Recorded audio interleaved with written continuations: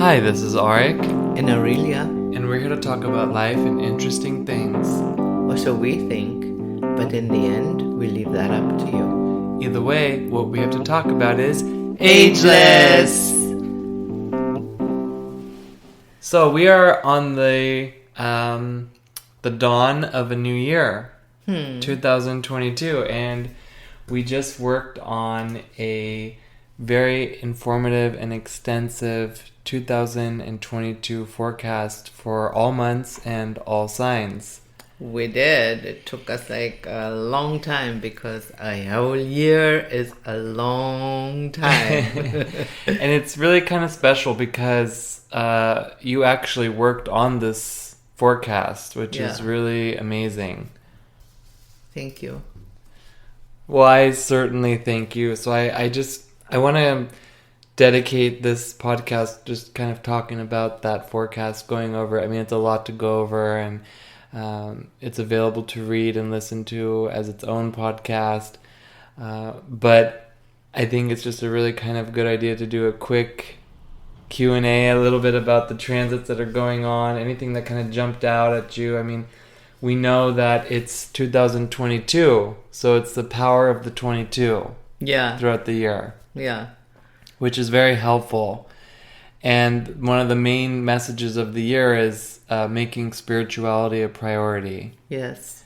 Like not just what we call decorative dharma, like, we do it because it looks good or because our peers are doing it or because, oh my God, I don't have anything better to do, or oh yeah, I go to these retreats and then I meet men or women respectively, or, all kinds of reasons, but not the real reason, meaning, our spiritual forward movement, our enlightenment. So I guess we kind of have to maybe break it down, like what's a priority? So, you're asking me that now? What's a priority? Is that the question? Yeah, because when you say, okay, so I go to these retreats and I burn my incense and I do my meditation and maybe even I do my atonements and I do all kinds of things, but they're just actions, but it's not really priority.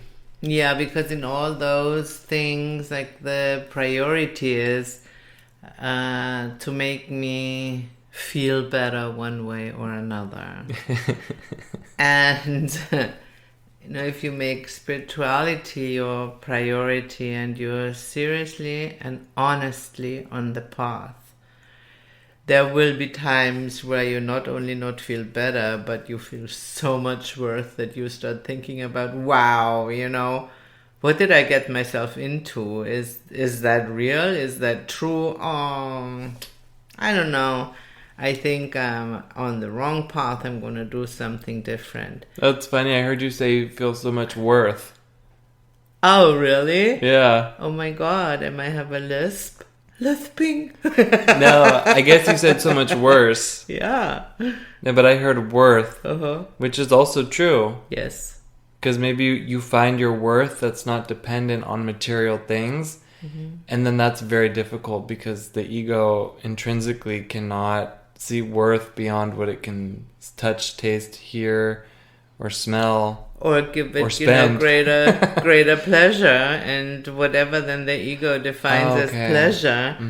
That's very interesting because you talked about like we're here to feel good, like we do things to make us feel good, and we want to live here in this material realm, like we talked about in a previous podcast episode, where we talk about the material realm, whether it's purgatory or the samsara or the malhut or the matrix. Or we're here to feel good, but then we have you just brought up another energy, like pleasure. So we want to feel good, but then we do use these tools to feel good, but at the same time, we're supposed to here to feel good. Yes. Can you? Nicely put. I guess it's the age-old distinction between temporary happiness and true happiness. Because these measures that we take that make us feel good, they're very transitory. Because they are based on something outside and something that, pleases the ego. And so this will always change. Yeah. This depends very much on all these factors of what's fashionable at this moment. Like let's just say, thank God with dress codes and dress fashion, it's not that strict anymore.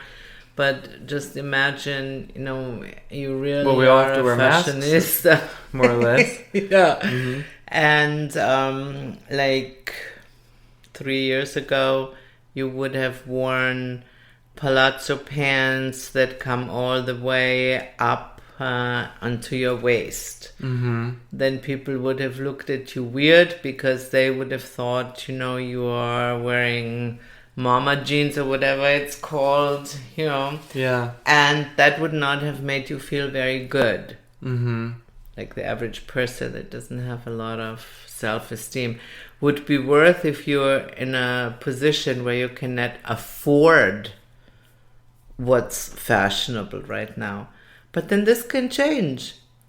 Now if you would wear these pants, wow, you'd be rocking it. Right. And so, like, this kind of happiness, and this applies to anything really that's based in outside opinion. Mm-hmm.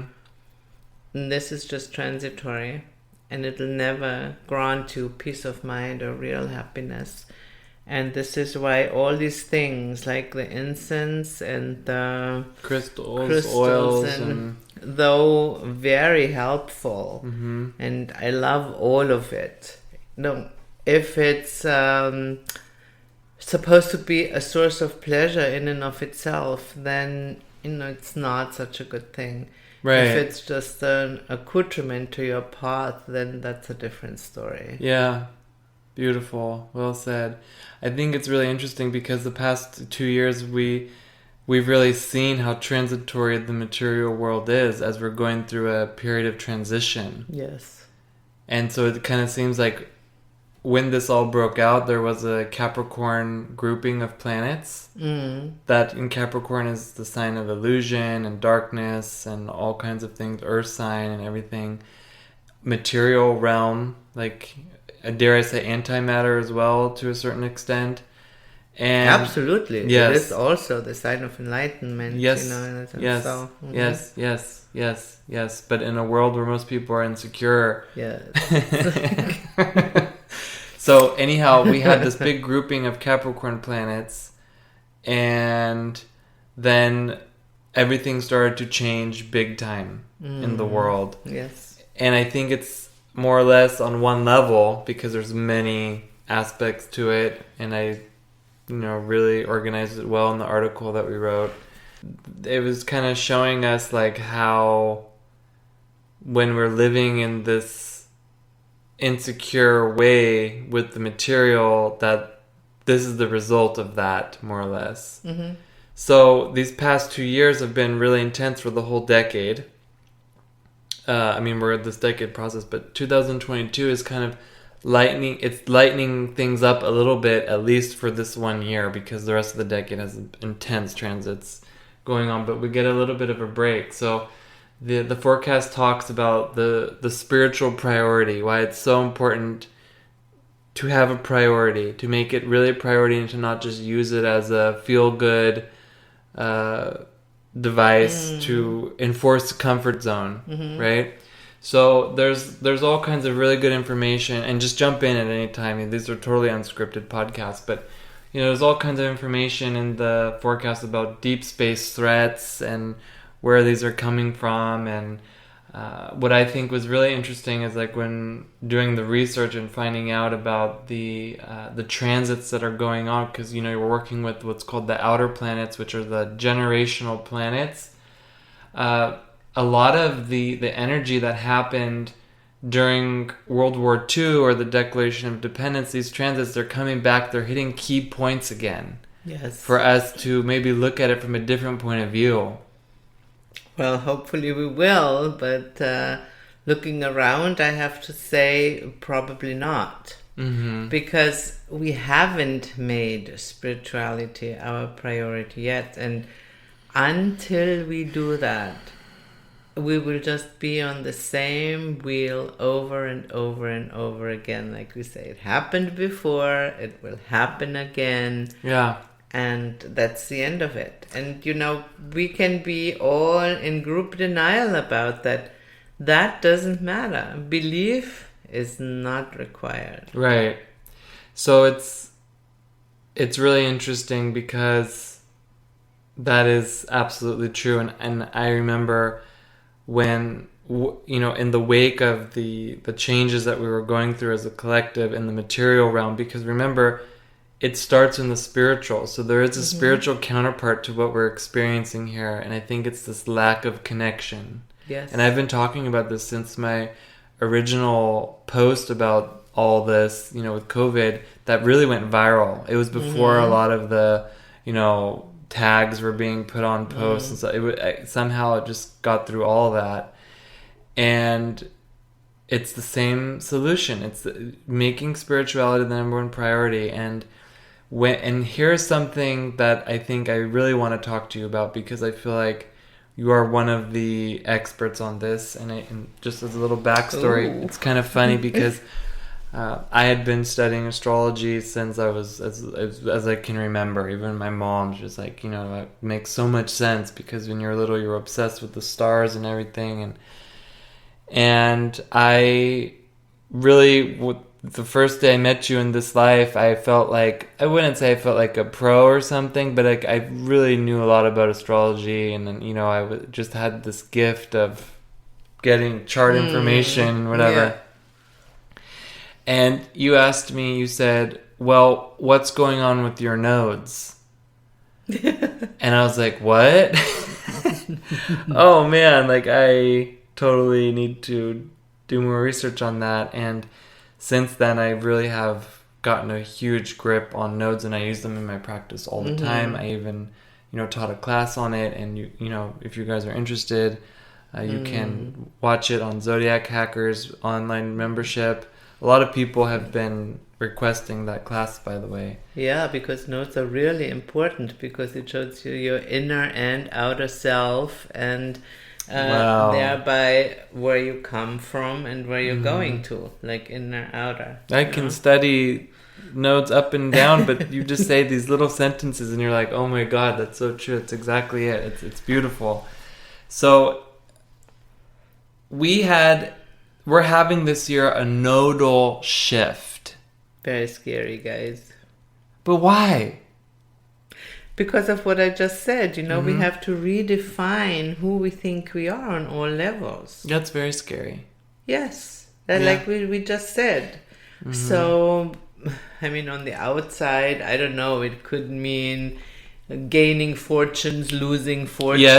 Yes, this is like one thing, depending on how that defines us, which it definitely does, because, if you're homeless, you have another idea about yourself as if you live in a palace. That's for sure. But then also, with just trying to pound it in, the spiritual aspect of it, that inner self.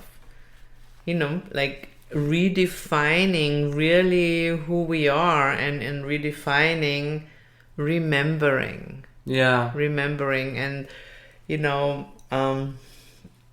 we have watched this movie, which we really like. It's not The Good Guy, but something like that. Free Guy? The Free Guy. That's right. That's what it's called, The Free Guy. And so Free Guy. This is an amazing movie, because it's about this whatever. If you haven't seen it, then you probably will forget about it by the time you watch it. Alert. But I will talk about it because it has such a really good message. Because, in video games, if you're not aware of that, there are these like little program loops. They're called non-playable characters, and like this is, you know, like when you walk along and then this old man is there and he has like walking a dog, and you can stop and then he will talk to you, like he will say one sentence, but then, you know, you want to talk more and he will repeat that sentence because that's all he can do. And no matter how often you lose your life or come into the same area of the game, he will always say the same thing. So this is what's called an NPC. I would sometimes spend a long time like just playing Zelda or other games, like exhausting the amount of responses they have, looking for a clue or something, you know. Yeah. I would choose all the options and then... Mm-hmm. So... Actually, it's really funny, I have to say a little side note, because one of our friends who is an author, I once like showed her, I think it was Zelda, I can't remember what game it was, and one of her first comments was like, anyone who says that video games like doesn't have a lot of reading clearly hasn't played it, because there is a lot of reading. Yes. Like, you have to read it and then you have to be quick with your hands, so it's a totally good brain-hand coordination 100%, which will prepare you for the kids, metaverse, you know, which also, you know, then like many adults but all do not know, and like too, they judge the kids when they're just Right. playing video games, but no, it's a lot of reading. It's like really like reading books and the stories and everything. Anyhow, that movie shows us very clearly the process of redefining, remembering, like becoming somebody different, because it's a story about this non-playable character who steps out of his loop and becomes sentient. And, you know, once again, the age-old question: when do we become sentient? What does it mean? Well, sentient clearly means self-reflecting. Mm-hmm. You know, I can think about myself, and I can draw conclusions, and I can, you know, fantasize, or I can get closer to the truth. And this is like, with going back to the Nodal Shift, like the inner self, like changing the definition of your inner self, like coming from an NPC where you just run in these pre-programmed loops over and over and defined over by again. your birth chart. Exactly, which is defined by your karma, by your fate. Your code. Yeah, exactly. Like, this is what it is, and no matter whom you meet, and no matter how much time passes, you know, it's always the same response. Like, your reactive nature will always be the same, and go like on and on and on until and on. you change. Yes. Yeah. And mostly in the video game we call life. And I remember, you know, the first time you wrote about that's probably 10 years ago or more. You know, when you say life as a video game, gosh, I love it. If you can find this article anywhere, look for it. It's amazing. If not, we should republish It's in the book. it. Oh, it's in the book. It's in the book. Yeah. So, anyhow, until, you know, the game runs out, you know, and then you reboot and then it's still the same. Right. Or there might be even an upgrade of the game or a new version of the game, but the NPCs are always the same. Yeah. Because they are not going, the programmers are not going to, or the developers or the producers or the people who pay for it, they're not going to waste resources on NPCs. They just copy and paste. I mean, there are libraries out there where you can just buy NPCs. So this is like always the same. It's actually, for anyone who's curious, it's in the Gemini chapter of my book, Zodiac Hacks. It's a section called Life is a Video Game, You Need to Level Up. Yes. And we know life is a game because from the tarot, right? And I think it's also very interesting because we were given life from God, the creator, and we give life to machines, and we create things, or children, like whatever our creations are, we give life to that as well. Self-reflective does it mean like you have the capacity for self-reflection, or that you actually do it? Because there are some people who don't self-reflect. No, yeah. Just let me think about that. It's, I guess you have the capacity and self-reflection. Everybody who is sentient self-reflects. It's just not that they maybe come up with great philosophical insights, but self-reflection would be something like, I am cold, I'm hungry. or I am hungry. That also is self-reflection already, so thereby sentient. Right. Like, I need to be charged. Yes. I need ink.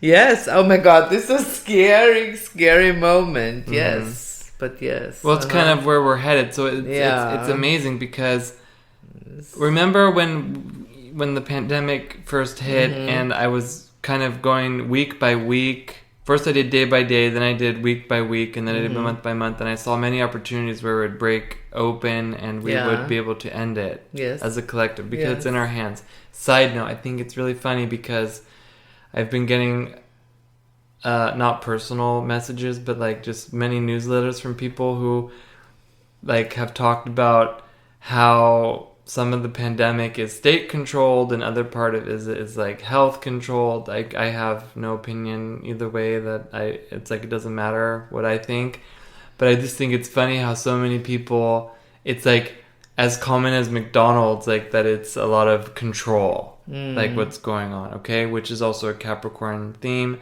I have no opinion either way about it that's like worth sharing. I'm just saying, like, it's in our hands. Like, we hold the control with our consciousness and the transition that just cannot be stopped, but how we can really just navigate it smoothly. Let's put it like that. Yes. So, I saw astrologically one, let's call it challenging transit after another. After the nodes shifted the first time. Oh my God, there's no break. Mm-hmm. How can this be that there's no break? This was either planned or like our karma is like unfolding under the perfect conditions for these kinds of renderings of reality that are breaking us out of these loops, or shoveling us in as we see realities are splitting into two. Yes. Because the theme is next year 2. Yeah. But the 222 is really, it's giving us a little break.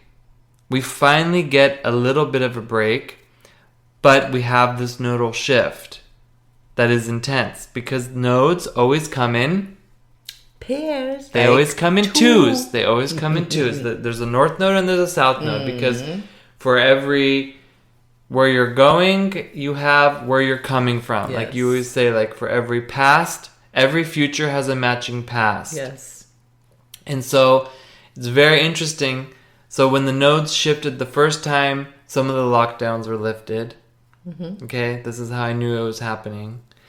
And now the nodes are shifting again, and it's into a very interesting point. And they are shifting into completely new signs, and I talk about it really, like it's there in the article, but here what I want to talk about is it's moving into Taurus Scorpio. And I can just tell you guys, in case you have not deducted that, this is a really, really, really big thing. Yes. So that is Taurus Scorpio. So yes, it's a big deal. And it's the south node. So the... where we're coming from. I would let you say, yeah. Yeah, like where I'm coming from. In Scorpio. It's like my outside, I would say, like more, the outside, like where I'm coming from. This is I've already experienced. So this is what I'm showing. Right. Also kind of the baggage that we have yet to resolve. It's where I'm coming from. Where you're coming from, yeah. So Scorpio. North Node, which is... where I'm going to. In Taurus. Mm-hmm. Okay? Like what I'm supposed to become, what I have to... That's right. To master. This combination one of the most difficult placements that could ever be in a chart ever.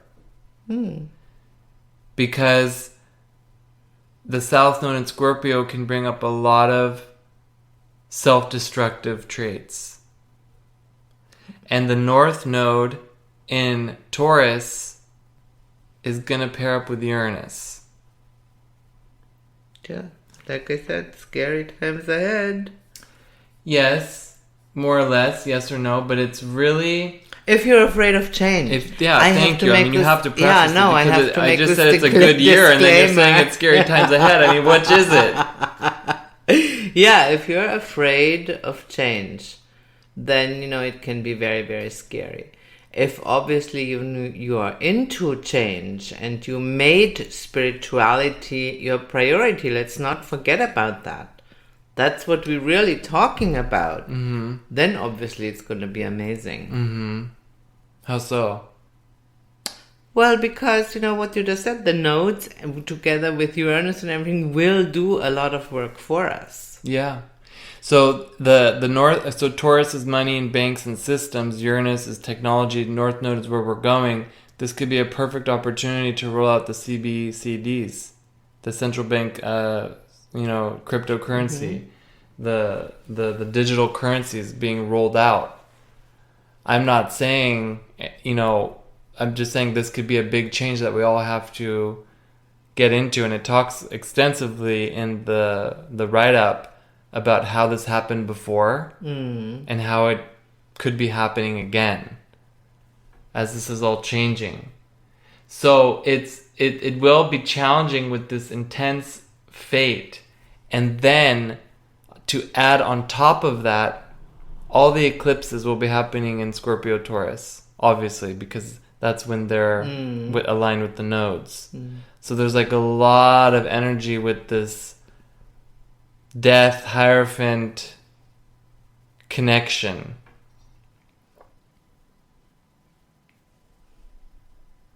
So if we're afraid of change, then we will be changed. But if we change, then we will... Yeah, it's like I compare it to, like if you're at the ocean wow. and you resist the waves, then you're going to be pounded. That's very unpleasant. But if you go with the waves, you're going to be surfing, and that's a lot of fun. Yeah, that's right. So just by the way, this begins on January 18th, so it's at the beginning of the year, more or less, like right before we enter Aquarius. Yeah.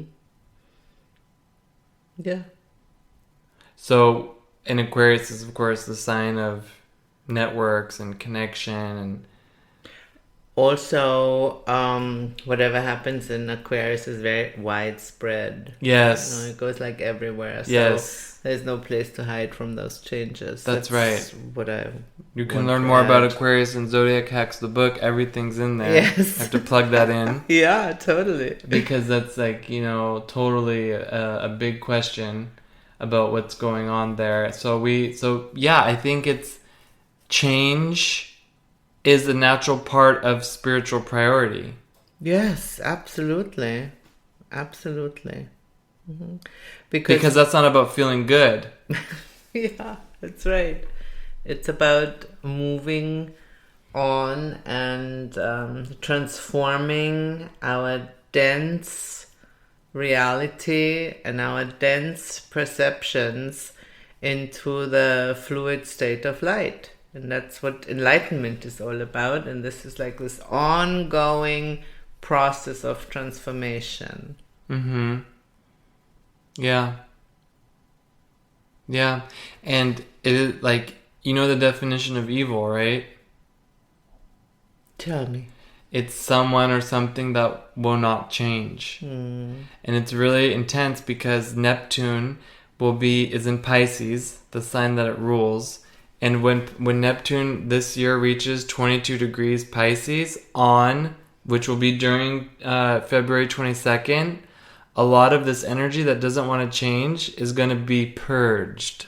Can you believe it? All these 20 seconds. Yeah. Two. Yeah. We couldn't make it up if we wanted to. No, it's all in the math. Yeah. It's all there in the astrological charts, and it's really amazing because that's Neptune is really, with this 22 energy, really saying, okay, we all have a connection to the archetypes.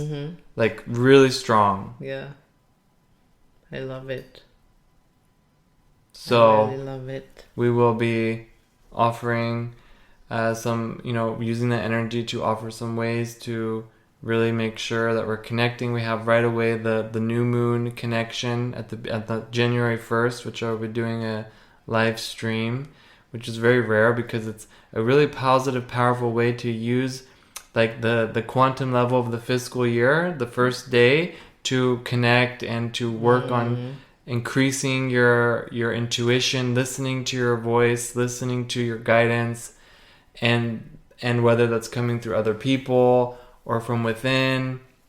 It's a really good way to help do that throughout the rest of the year. So there's all kinds of opportunities we have, especially as we're progressing through the year, which is giving us a nice break and a lot of reserve energy that we're going to need to get us through the rest of the decade.